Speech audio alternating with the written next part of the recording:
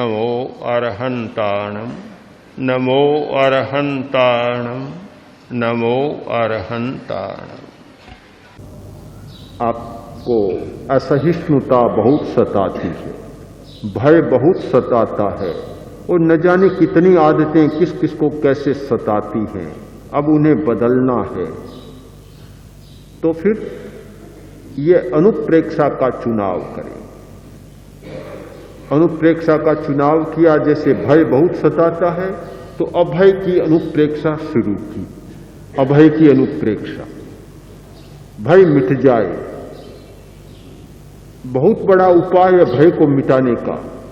आदमी अभ्यास नहीं करता और केवल बाहर बाहर में दूसरा उपाय करता है तो ऐसा होता है कि एक भय मिटता है तो दूसरा भय पीछा पकड़ लेता। एक बार ऐसा हुआ, एक व्यक्ति को डर बहुत लगता था तो किसी जानकार आदमी के पास गया, जाकर बोला मुझे भय बहुत सताता है, डर बहुत लगता है, कोई उपाय करो जिससे मुझे भय न लगे। और ये हिंदुस्तान में बहुत लोग ये झाड़ा फूंक टोना जादू करने वाले थे, तो वैसे ही किसी व्यक्ति के पास गया, उसने कोई मंत्र किया, ताबीज किया और एक ताबीज बनाकर दे दिया, तो ये बांध लो तुम्हें डर नहीं लगेगा। ताबीज बांध दिया। कुछ दिनों के बाद मिला तो उसने पूछा, अरे कैसे, क्या रहा, तुम्हारा डर तो समाप्त हो गया, डर तो नहीं लगता? वह बोला हाँ हुआ तो है कुछ। तो क्या हुआ? कि डर लगना तो बंद हो गया, पर अब निरंतर यही डर लगा रहता है कि ताबीज गुम न हो जाए, एक दूसरा डर और पैदा हो। ये उपाय नहीं होता, एक मिटता है तो दूसरा आ जाता है। जैसे ये दवा का होता है ना, एलोपैथी दवा के लिए खास कहा जाता है, कभी रिएक्शन होता है, एक बीमारी को मिटाने के लिए दवा लें, दूसरी बीमारी और पैदा हो जाती है। ठीक वैसा होता है, किंतु अनुप्रेक्षा का अभ्यास ऐसा अभ्यास है जहां दूसरा प्रतिकार नहीं होता किंतु मूल का शोधन होता है, यानी वृत्ति का परिष्कार होता है, वृत्ति का उन्मूलन होता है। और उन्मूलन इसलिए होता है कि हमारा अभ्यास वह मूल तक पहुंचता है।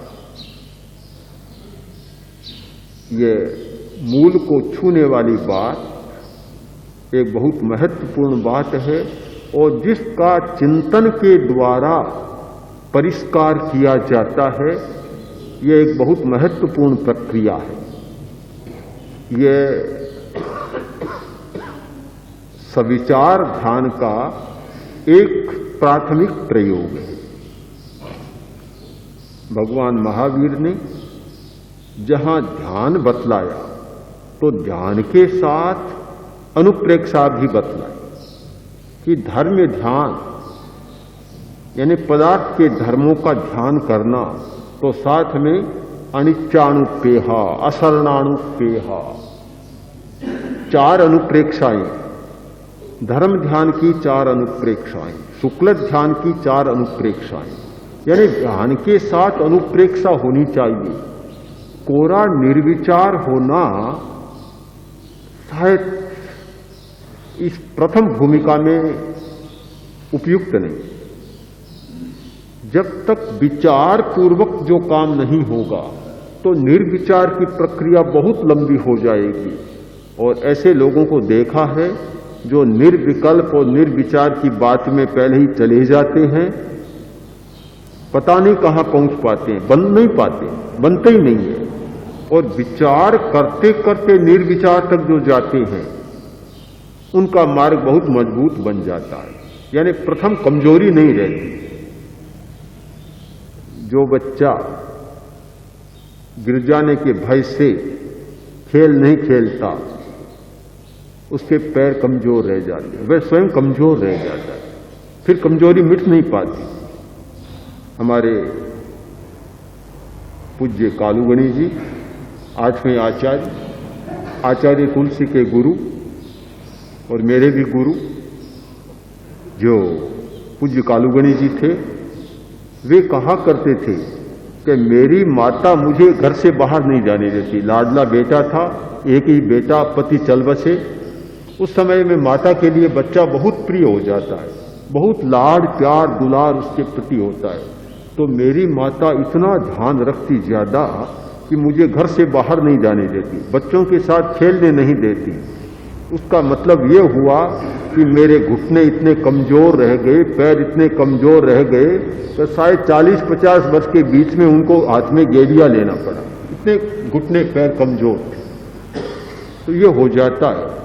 तो इस सविचार ध्यान या विचार के भय से, विकल्प के भय से जो सोचते हैं कि कहीं विचार आ गया तो ध्यान खंडित हो गया, विचार के भय से सीधे निर्विकल्प में, निर्विचार में जाना चाहते हैं तो उनके घुटने भी शायद कमजोर रह जाते हैं। फिर थोड़ा सा विचार आता है तो उनको सताने लग जाता है। और जो खेलते कूदते गिरते गिरते मजबूत बन जाते हैं, उन्हें कभी खतरा नहीं होता। विचार करते करते निर्विचार तक जाते हैं, उन्हें खतरा नहीं होता, फिर विचार उन्हें सताता नहीं है। एक माली से किसी ने पूछा कि ये छोटे छोटे पेड़ हैं, अभी बड़े कच्चे हैं, तेज हवा का झोंका आ रहा है, आंधी आ रही है, इनको बांध क्यों नहीं देते जिससे कि ये इधर उधर नहीं कहीं गिर न जाए।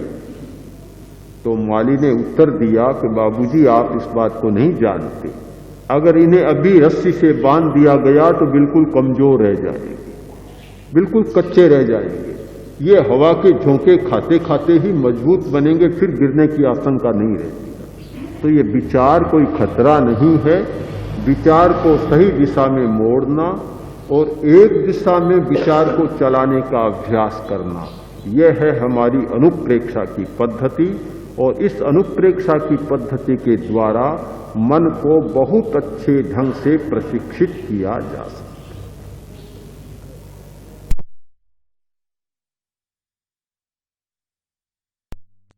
है।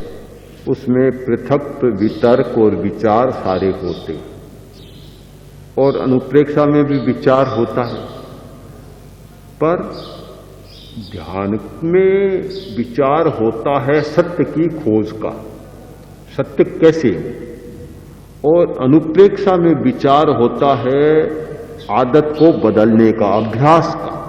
इसमें तो अभ्यास है कि एक बात जैसे ले ली कि अनित्यम अनित्यम अनित्यम, बस उस अनित्यता पर सारा एक चिंतन होता है। और ध्यान में जो विचार है उसमें क्या है, ये क्या है, तो उसमें जानना प्रधान होता है, उसमें इसमें बदलना प्रधान होता है। विचार तो दोनों जगह होता है, पर एक है सच्चाई को जानना और दूसरा है सच्चाई को जानने के बाद उस आदत को बदलना।